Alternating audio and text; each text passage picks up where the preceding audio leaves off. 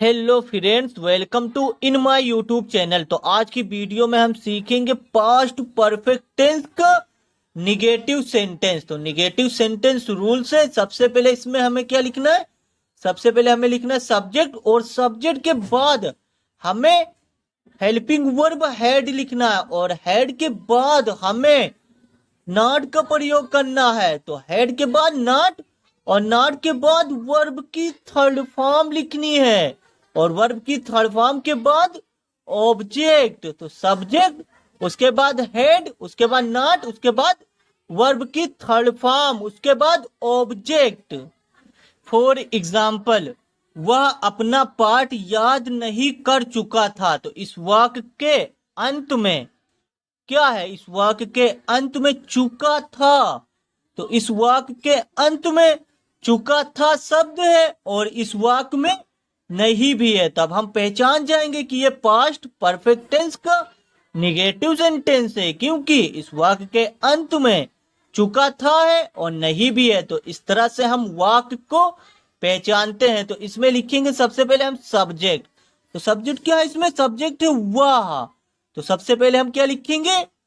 वह की इंग्लिश लिखेंगे वह, तो ही लिखेंगे। अब ही सब्जेक्ट है। अब सब्जेक्ट के बाद हमें क्या लिखना है? सब्जेक्ट के बाद हमें हेड लिखना है। सब्जेक्ट के बाद हेड हेल्पिंग वर्ब हो गई। अब उसके बाद हमें नॉट लिखना है। हेड के बाद हमें नॉट लिखना है, तो ही हैड नॉट। और नॉट के बाद हमें क्या लिखना है? वर्ब की थर्ड फॉर्म। तो नॉट के बाद हमें वर्ब की थर्ड फॉर्म लिखना है। तो इसमें वर्ब क्या है? वर्ब है ये याद करना। तो याद करना वर्ब है। लर्न मीन्स याद करना। हम थर्ड फॉर्म लिखेंगे। यहाँ पे क्या लिखेंगे? लर्नट, LEARNT। तो लर्नट। उसके बाद हम क्या लिखेंगे? अपना पार्ट। ऑब्जेक्ट क्या है? अपना पार्ट। तो हम यहाँ पे लिख देंगे अपने के लिए हिज लिखेंगे, हिज, और पार्ट का लेसन, LESSON, लेसन। तो वह अपना पाठ याद नहीं कर चुका था। He had not learned his lesson. तो इस तरह से हम वाक्य को ट्रांसलेट करते हैं। फॉर एग्जाम्पल, सौरभ खाना खा नहीं चुका था। तो इस वाक्य के अंत में चुका था शब्द है, और इसमें नहीं भी है। तो ये पहचान है कि ये पास्ट परफेक्ट टेंस का निगेटिव सेंटेंस है। तो सबसे पहले हम क्या लिखेंगे? सबसे पहले हमें लिखना सब्जेक्ट। तो सब्जेक्ट इसमें क्या है? सब्जेक्ट है सौरभ। तो हम यहाँ पे लिखेंगे सबसे पहले सौरभ, SAURABH,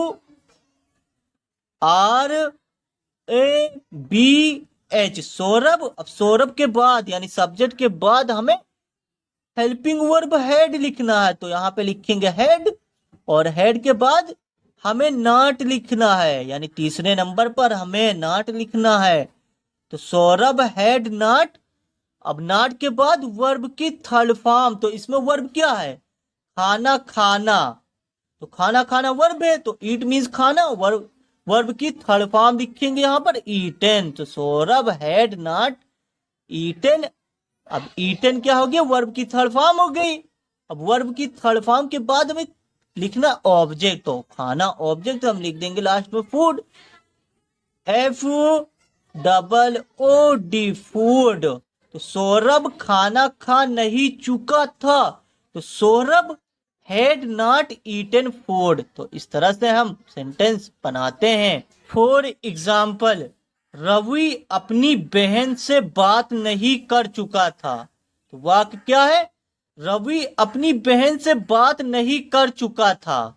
तो इसमें सब्जेक्ट क्या है? रवि। तो सबसे पहले हम लिखेंगे सब्जेक्ट। तो सब्जेक्ट रवि, रवि। अब रवि के बाद हम लिखेंगे हेड। तो रवि के बाद हमें हेड लिखना है, और हेड के बाद हम लिखेंगे नॉट।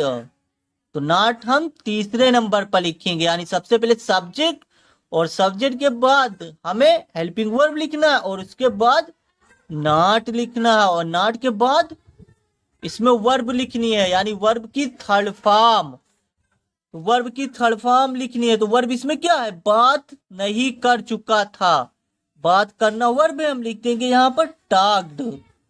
टॉक मीन्स बात करना, हम यहाँ पे लिख देंगे टॉक्ड। तो रवि हैड नॉट टॉक्ड, उसके बाद हमें क्या लिखना है, अपनी बहन।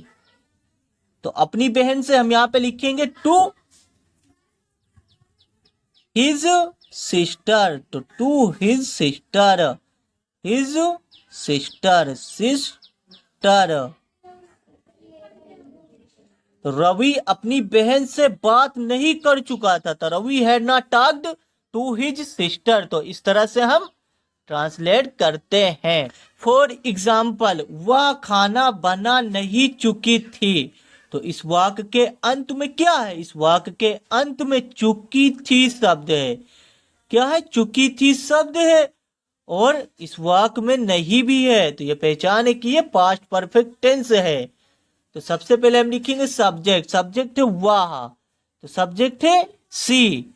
तो सबसे पहले लिखा सी, अब सी के बाद हमें हेल्पिंग वर्ब लिखना है हेड, और हेड के बाद हमें नॉट लिखना है, हेड के बाद नॉट, और नॉट के बाद हमें क्या लिखना है, वर्ब की थर्ड फॉर्म। तो वर्ब इसमें क्या है, खाना बनाना। तो हम लिखेंगे मेड, मेक मीन्स बनाना, हम लिखेंगे third form made, MADE made.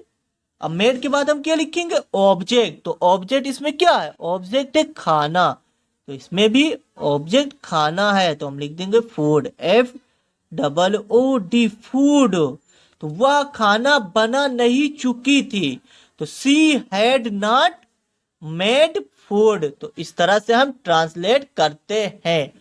Thanks for watching. English सीखने के लिए चैनल को सब्सक्राइब जरूर करें एंड लाइक दिस वीडियो।